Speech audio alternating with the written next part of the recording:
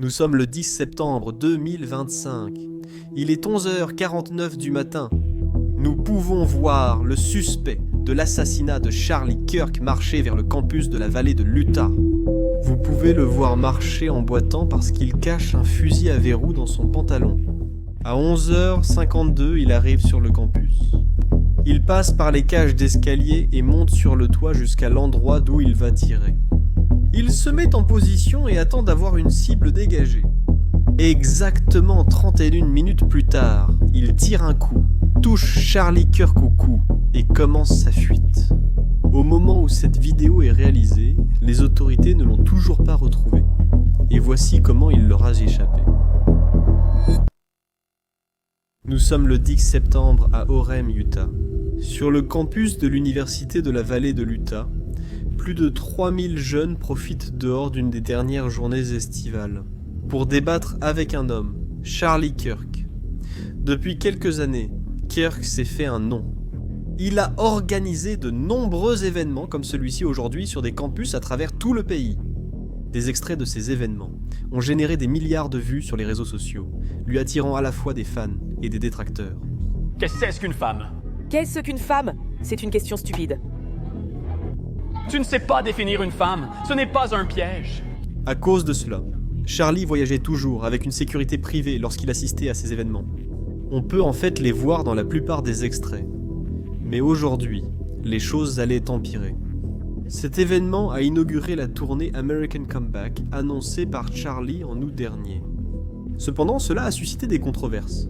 Il y avait déjà une pétition qui circulait sur ce campus, demandant aux administrateurs de l'université de l'empêcher de prendre la parole. L'événement devait débuter à midi. En plus de sa propre équipe de sécurité, il y avait 6 policiers en uniforme de l'unité de voie urbaine sur place, ainsi que des agents en civil lors de l'événement pour gérer la foule. Plus tard, les rapports signalent que Shooter est arrivé sur le campus à 23h52. Selon la police, il semblait avoir l'âge d'un étudiant et se fondait bien sur le campus. Le tireur a emprunté les escaliers jusqu'au toit pour atteindre un poste de tir. Le lieu de la fusillade était à environ 130 mètres de l'endroit où Charlie était assis. Cette séquence sur les réseaux sociaux montrerait le tireur en position avant la fusillade. On entend la personne enregistrant parler. Donc il y a quelqu'un sur le toit juste là. Il vient juste de courir depuis là où je montre avec mon doigt. Il est encore un. C'était la vue que le tireur avait de l'événement. D'autres extraits sur les réseaux sociaux montraient en fait Charlie entrant dans l'événement à 12h09, lançant des produits dérivés aux partisans à proximité. À 12h23, Charlie débat avec un membre du public sur les fusillades de masse en Amérique. C'est à ce moment-là que l'on voit Charlie prendre le micro pour demander.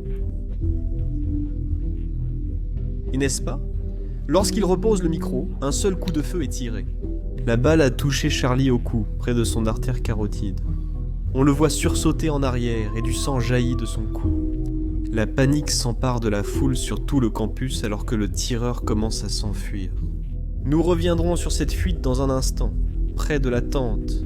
Quelques secondes après la fusillade, on peut voir les premiers intervenants soulever Charlie et le conduire en urgence vers un SUV. Il a été transporté à l'hôpital régional de Timpanogos à Orem, qui se trouve à environ 5 minutes du campus. Au moment où Charlie arrive à l'hôpital, le campus de la vallée de l'Utah est également confiné et les autorités commencent à boucler la zone du toit du centre où se trouvait le tireur. À 13h45, soit environ 1h20 après la fusillade, l'Associated Press rapporte que Charlie est dans un état critique à l'hôpital. Puis, à 14h40, soit 50 minutes après ce rapport, le président Trump confirme publiquement que Charlie Kirk est décédé. Il laisse derrière lui sa femme et ses 2 jeunes enfants, une fille de 3 ans et un garçon d'1 an.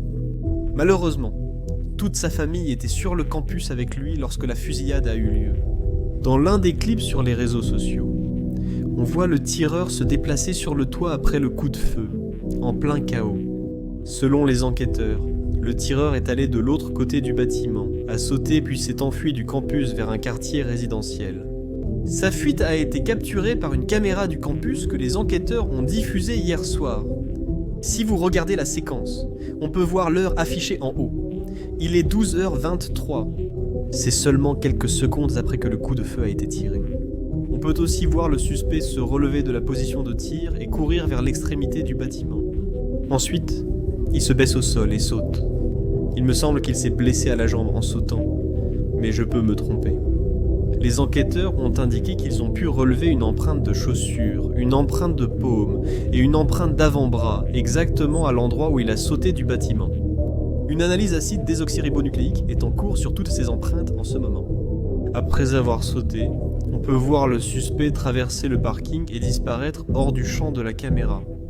Il retourne dans le quartier où il avait l'habitude d'aller, le campus, au moment où cette vidéo est écrite. Les enquêteurs ont parcouru ces quartiers, contactant toutes les personnes possibles grâce à leurs caméras de sonnette, et ont minutieusement fouillé ces communautés. Essayent-ils d'identifier des personnes influentes ? Heureusement, la même caméra que celle du début de la vidéo a également capté sa fuite. Ici, on peut à nouveau le voir traverser le champ devant la caméra, visiblement très pressé.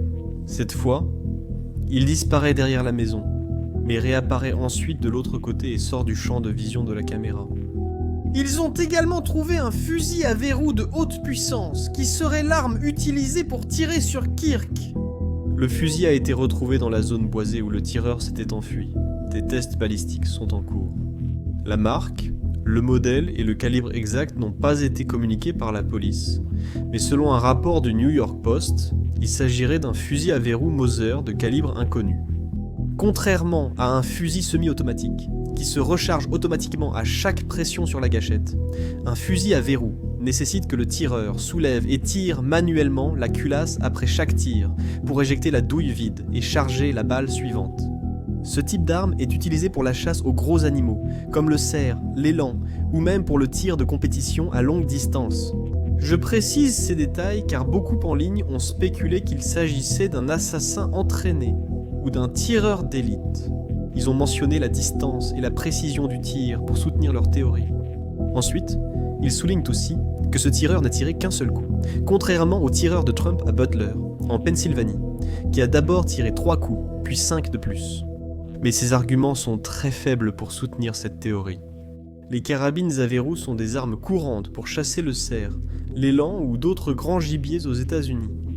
De plus, comme déjà indiqué, la plupart des chasseurs de cerfs règlent leur carabine à 100 ou 200 yards, soit une distance proche du tir sur le campus, environ 140 yards.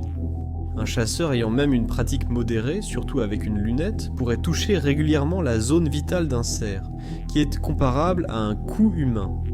Donc, même si la précision était mortelle, elle reste à la portée d'un chasseur ordinaire, ce qui ne prouve pas une formation d'élite ou professionnelle. Cela ne signifie pas qu'il ne s'agit pas d'un tireur professionnel, mais nous manquons d'informations pour l'instant. Cependant, le FBI a publié ces photos pour identifier le suspect. Alors que je terminais cette vidéo ce matin même, la police a arrêté un suspect nommé Tyler Robinson. Voici comment il a été découvert.